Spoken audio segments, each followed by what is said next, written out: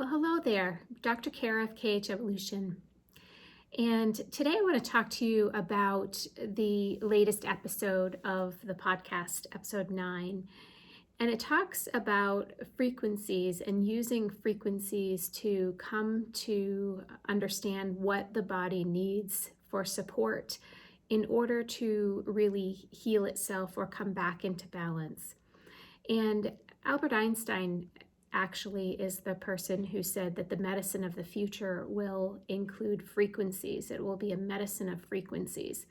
And I think that that is absolutely true. And we're seeing this emerge now. We're seeing it emerge in a variety of different areas. So we have traditional energy medicine, which is very vast, very, very vast, and so many different ways in which we can apply energy to support the emotional and spiritual aspects of the body.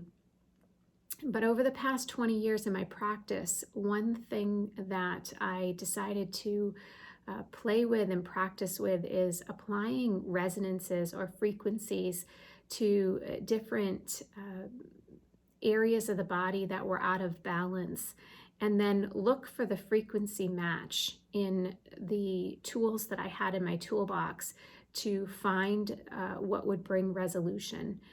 And what I found is that when we use elements, healing tools, such as homeopathy or flower essences or essential oils, when we use something that holds a frequency that is kind of a higher vibration. Even food has a higher vibration, right? When we look at the frequency of a living food that has just been picked, for example, an apple off of a tree, or we look at the frequency or resonance of an apple that was picked several months ago, we can see a frequency difference in them.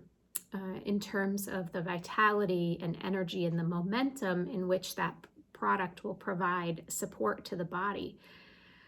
But we also can see that different foods in and of themselves have a different frequency or a different vibration, which can lend either support to the body, be neutral to the body, or have a kind of a negative consequence to the body. And I have found, again, in my practice, that this is a really important thing to pay attention to.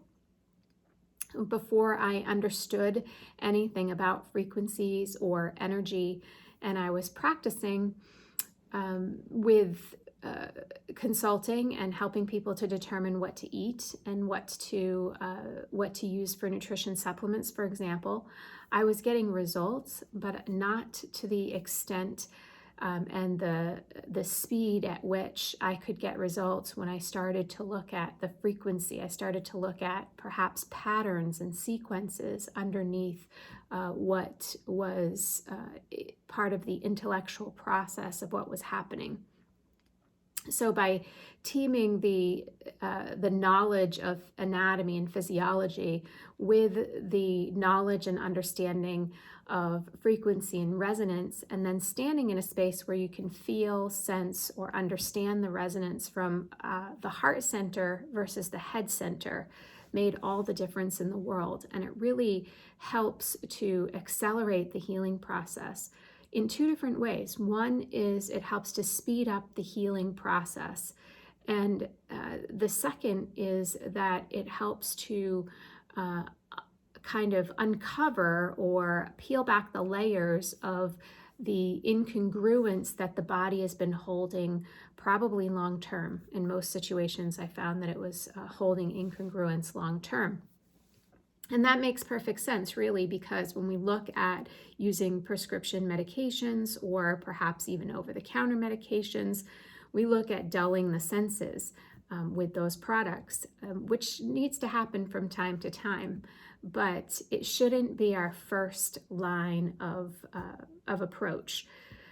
So when we look at kind of dulling the senses, or we look at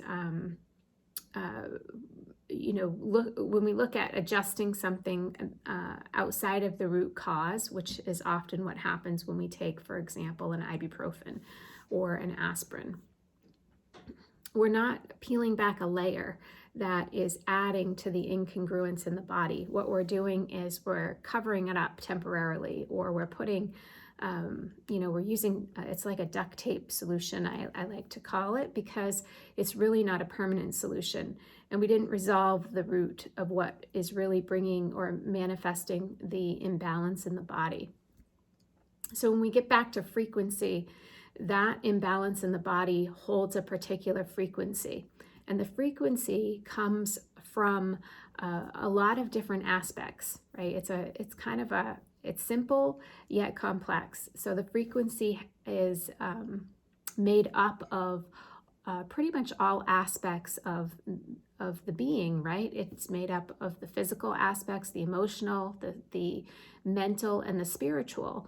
And so if we take, for example, a loss, and we are experiencing the loss of something in our life, we experience it on a physical level, an emotional level, a mental level, and a spiritual level.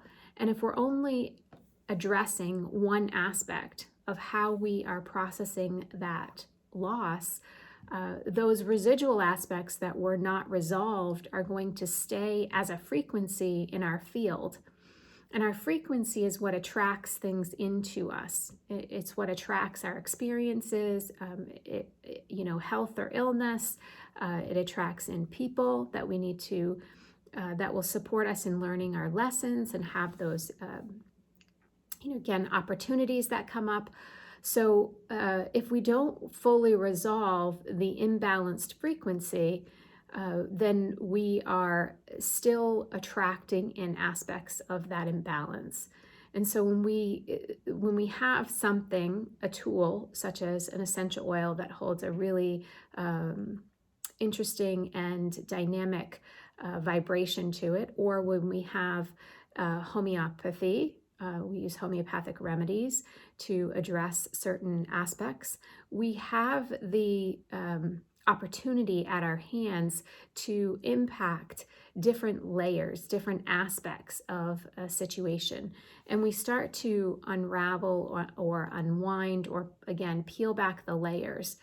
And when we do this, sometimes we can see old symptoms rise up that we've experienced before. And it can be scary if you don't understand what's happening, or you don't have someone who is familiar with the process or the way of frequency medicine that's helping you to unravel perhaps the frequency of a physical situation. I want to go back to food for just a few minutes, because food is it's a hot topic. It's a dynamic topic. Sometimes it can be a triggering topic. And what I've found in terms of diet over the years is that when we approach a diet from the space of a name, so I'm going to follow a keto diet, or a detox diet, or what have you. What we're doing is we're applying an intellectual understanding of food and physiology, but we're not necessarily taking into account the vibration. And so in my own personal life and healing, this has been critically important. Many foods that are extremely healthy, superfoods even, that will yield great results in many people in the larger whole, that they don't necessarily produce positive results for me. And I've seen this again and again in many different people. And so when we learn a way in which we can identify if something has a matching frequency to us, it makes choosing the foods that we eat easier. And it also helps with the diet that we keep. It's a diet that's more in alignment with all the aspects of our body rather than just one or two. It's based on, again, frequency, a heart-centered space versus a intellectual, mental, or emotional space. And so, in the videos to come, I want to talk a little bit more about how do we do that? How do we understand what the frequency of something is? But for now, what I want to say is before you eat something that's on your plate or before you take a bite of that apple that you're holding in your hands, just take a moment and connect with that food through your heart center. You know what it is with your head. You know probably what vitamins and nutrients or lack of vitamins and nutrients it's going to provide your body when you consume it. But what is the frequency of it? What does it feel like to you? Does it help you feel good in your body to eat that particular food? Or does it feel kind of repelling? Is it serving a craving for you? Or is it satiating? Or is it, um, is it just filling the void of lack of food? So take a few minutes or a moment, a couple seconds, right? And just be with the food and see if you can't start to sense an identity with the food, a frequency within the food, a resonance, an emotion. All of these things can be extremely helpful in learning how to uh, walk through this world knowing and understanding frequencies versus only through the intellectual space of the mind. We need both, right? We need both. But for a long time, our frequency intelligence has been rather dormant. And so we want to start opening this up. And this is one of the things that spiritual awareness can do for us. So with that, I'm going to close today's video, and I'm going to invite you to keep an eye out on my Facebook page as well as in Instagram and on my website, khevolution.com, for Awaken. We have our new Awaken workshop coming up in April, and you'll want to sign up for that soon. So make sure you visit the website and keep your eyes and ears open for more information about that. And like I said, for now, I hope this has been intriguing to you, perhaps got you thinking or feeling into some of those choices that you choose to support your body.